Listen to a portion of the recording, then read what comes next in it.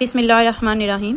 السلام علیکم اسٹوڈنٹس، آج کا ٹاپک پاکستان اور بھارت کے درمیان 1971 کی جنگ۔ لاسٹ ٹاپک میں ہم لوگوں نے 1948 کی اور 1965 کی جنگ کور کی تھی، جس میں ہم نے پڑھا تھا کہ 1948 کی جنگ پاکستان اور بھارت کے درمیان کس وجہ سے ہوئی تھی؟ کشمیر کی وجہ سے، ٹھیک ہے۔ اور لاسٹ جو ہم لوگوں نے پڑھی تھی 65 کی جنگ، وہ کس وجہ سے ہوئی تھی؟ پاکستان اور بھارت کے درمیان وہ ہوئی تھی رن آف کچھ کے سرحدی تنازع کی وجہ سے، جو پاکستان اور بھارت کے درمیان ہوا تھا، ٹھیک ہے۔ اور جس کی وجہ سے اینڈ پہ جو اینڈڈ اپ ود 1965 کی جنگ، جس میں مین ریزن جو تھی رن آف کچھ کی جو سرحدی تنازع تھا، ساتھ ہی ساتھ کشمیر کی وجہ سے بھی آ گیا تھا، ٹھیک ہے۔ آج کے ٹاپک میں ہم پڑھیں گے پاکستان اور بھارت کے درمیان جنگ 1971، ٹھیک ہے۔ اس کا تھوڑا بیک گراؤنڈ دیکھ لیتے ہیں۔ یہ وہ ٹائم ہے جب پاکستان، مشرقی پاکستان اور مغربی پاکستان دونوں اکٹھے تھے، ٹھیک ہے، یونائٹڈ تھے۔ لیکن مین ریزن کیا تھی کہ جو مشرقی پاکستان اور مغربی پاکستان کے درمیان ڈسٹینس کتنا تھا؟ 1000 میل کا یا پھر 1600 کلومیٹر کا، ٹھیک ہے، جس کی وجہ سے اور پھر زبان کا فرق دونوں ہی حصوں میں، مشرقی اور مغربی پاکستان میں، اور پھر ثقافت کا تھا، سماجی لحاظ سے ڈفرینس تھا دونوں حصوں میں، مشرقی اور مغربی پاکستان میں۔ اور جو مشرقی پاکستان کے لوگ سمجھتے تھے کہ ان کا معاشی استحصال ہو رہا ہے، استحصال کہتے ہیں کہ ناجائز فائدہ اٹھایا جا رہا ہے، تو دیٹ مینس کہ جو مشرقی پاکستان کے لوگ تھے وہ یہ سمجھتے تھے کہ ان کو ایکسپلائٹ کیا جا رہا ہے۔ مسلم لیگ کے انحطاط، اور انحطاط کا مطلب ہوتا ہے اپنے معیار سے گر جانا، ٹھیک ہے، اور علاقائی بنگالی جماعتوں کے عروج نے بھی حالات کو خراب کر دیا، ٹھیک ہے۔ 1970 کے انتخابات کے بعد، اچھا یہ وہ ٹائم ہے جو ہم لوگوں نے لاسٹ میں بھی پڑھا تھا کہ 1970 میں انتخابات ہوئے تھے، جس میں عوامی لیگ جیتی تھی، ٹھیک ہے۔ اس نے زیادہ کرائسس کریٹ کیے تھے ملک میں، ٹھیک ہے، بحران آ گیا تھا۔ کیوں سیاسی بحران آیا تھا؟ کیونکہ یہ وہ ٹائم تھا جس میں عوامی لیگ اکثریت میں آئی تھی، اور اب ایکسپیکٹ کیا جا رہا تھا کہ جو اقتدار ہے وہ کس کو سونپا جائے؟ عوامی لیگ کو۔ لیکن جب اقتدار عوامی لیگ کو نہیں سونپا گیا، تو جس کے رزلٹ میں کیا ہوا کہ ملک میں کشیدگی بھری اور حالات زیادہ خراب ہو گئے، اور بھارت نے ان حالات کا زیادہ فائدہ اٹھایا اور مشرقی پاکستان میں حملہ کر دیا۔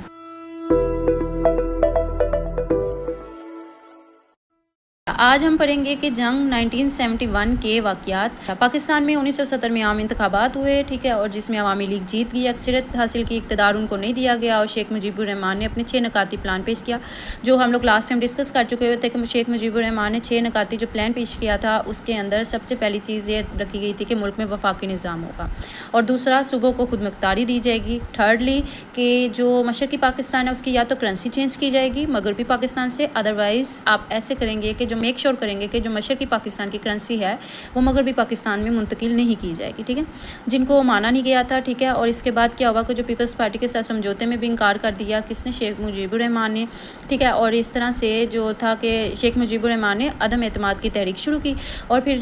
اس کے رزلٹ میں جنرل یحییٰ خان نے مارچ 1971 میں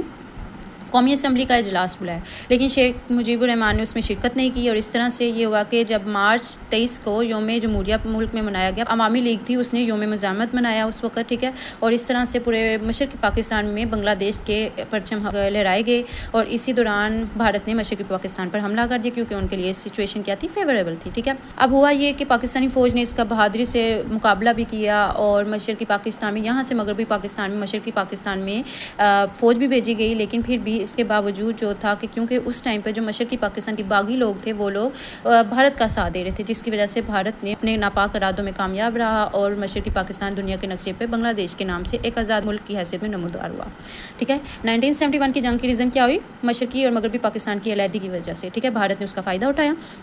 تھرڈلی، اچھا یہ باکس ہے، اس کو یاد رکھنا ہے کہ آپ جانتے ہیں کہ 1965 اور 1971 کی پاکستان بھارت کی درمیان جنگوں میں پاکستان آرمی فضائیہ کے علاوہ جو ہماری نیوی تھی، انہوں نے بھی مشکل حالات میں ملک کا بہادری اور پیشہ ورانہ عزم کا مظاہرہ کرتے ہوئے بھارتی بحریہ کو اپنے ناپاک ارادوں میں کامیاب نہ ہونے دیا، ٹھیک ہے۔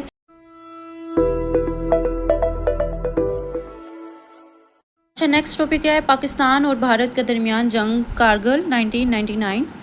کیپ دیٹ ان مائنڈ، 1948 کی جب جنگ ہوئی، اس کے بعد پاکستان اور بھارت کے درمیان لائن آف کنٹرول بنا دی گئی، ٹھیک ہے، کہ اس لائن کو کراس نہ بھارت کرے گا نہ پاکستان کرے گا، اور ہوا یہ کہ پاکستانی اور ہندوستانی افواج جو تھی سخت سردیوں میں کارگل کی چوکیاں چھوڑ کر واپس آ جاتی تھی۔ اچھا کارگل کی چوکیاں یہ وہ ایریا ہے جو گلگت بلتستان والی سائڈ پر ہے اور کشمیر کے شمال میں، ٹھیک ہے۔ تو ہوتا یہ تھا کہ کیونکہ یہ ایریا بہت ٹھنڈا ہوتا تھا، سردیوں میں ہندوستانی افواج اور پاکستانی افواج چوکیاں چھوڑ کے واپس آ جاتی تھیں، اور پھر جب گرمیاں آتی تھی دوبارہ سے لائن آف کنٹرول کو سنبھال لیتے تھے۔ لیکن 1999 میں کیا ہوا کہ دونوں ممالک کے درمیان کارگل کی جنگ شروع ہو گئی، اور اس طرح سے کیا ہوا کہ جو پاکستانی فوج تھی انہوں نے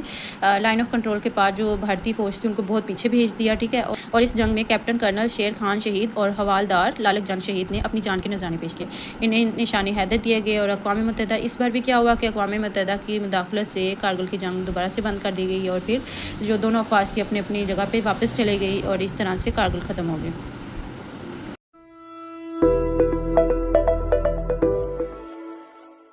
نیکسٹ ٹاپک از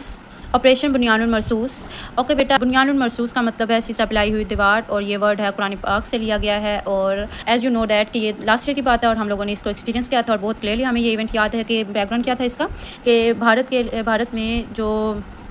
مقبوضہ کشمیر ہے, ٹھیک ہے, اس کے علاقے پہلگام میں دہشت گردی ہوئی, جس کے رزلٹ میں سیاحوں کو قتل کر دیا گیا, اور بھارت نے اس کا بے بنیاد الزام لگا دیا پاکستان پہ, جس کے رزلٹ میں انہوں نے سرحدیں بند کر دیں, سنتاز معاہدہ معطل کر دیا, پھر سفارتکاروں جو تھے ہمارے پاکستان کے ان کو ملک سے نکال دیا, اور پاکستانی شہریوں کے ویزے منسوخ کر دیے, اور انہیں چند دنوں میں ملک چھوڑنے کا کہہ دیا, ٹھیک ہے. اور دونوں ملکوں کے درمیان فائرنگ وغیرہ ہوئی, ٹھیک ہے, اور اس طرح سے دونوں ممالک کے درمیان فضائی حدود بھی ایک دوسرے کی پرواز کے لیے بند کر دیے گئے, اور اس طرح سے کشیدگی بڑھ گئی. یہاں پہ آپ کا شارٹ کوسچن 8 ہے, جس میں آپ نے بتانا ہے آپریشن بنیان المرصوص کے بارے میں اس کا پس منظر کیا تھا. آپریشن بنیان المرصوص کے اہم واقعات پہلے ایک پر نظر دہرا لیں کہ پاکستان پر بھارت کے بلدلانہ ڈرون اور میزائل حملوں کے بعد ہماری فضائی محافظوں نے چینی ساختہ J-10C, ٹھیک ہے, اور JF-17 ٹھنڈا طیاروں سے دشمن کو دھول چٹائی. اچھا, اور فضائی محافظوں نے بھارت کے زیر استعمال فرانس کے جدید جو رافیل طیارے تھے ان کے ساتھ 6 سے 7 تک طیارے تھے جو بھارتی تباہ کر دیے. پاکستان نے کن کن کو یوز کر کے اپنے چین کے بنائے گئے J-10C اور JF-17 کے تھرو, ٹھیک ہے, اور ان کے رافیل تھے ان کو تباہ کیا, اور ساتھ میں 6 سے 7 طیارے مار گرائے.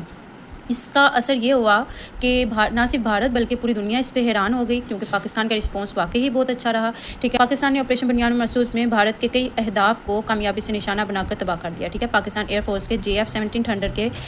ہائپر سوئنگ میزائلوں نے آدم پور میں بھارت کا S-400 سسٹم تباہ کر دیا. یہ بھی میزائل کا سسٹم تھا جو ان کا تباہ کر دیا گیا, ٹھیک ہے. اس جنگ میں بھارت کو شدید جانی نقصان اور مالی نقصان ہوا, اور بالآخر انہوں نے جنگ بندی کی درخواست کی, اور امریکی صدر ڈونلڈ ٹرمپ نے ایز اے ثالثی جنگ بند کروائی, اور اس طرح سے پاکستان کے بہادر افواج کی پیشہ ورانہ صلاحیتوں نے پوری قوم کے سر کو فخر سے بلند کر دیا, ٹھیک ہے. بھارت کے ساتھ 22 اپریل سے 9 مئی تک کے جو مارکا ہوا تھا اس کو مارکا حق کہا گیا, ٹھیک ہے. اور جبکہ 10 مئی کو جو آپریشن بنیان المرصوص ہوا, اس کے تحت 10 مئی کو ہر سال یوم مارکا منانے کا اعلان کیا گیا, ٹھیک ہے. اور پھر جو ہماری جو فوج کی جو مارکا تھا اس کو پاکستانی فوج کی شاندار کارکردگی کی وجہ سے ہمارے چیف جنرل عاصم منیر کو ترقی دے کے فیلڈ مارشل کے عہدے پہ فائز کر دیا.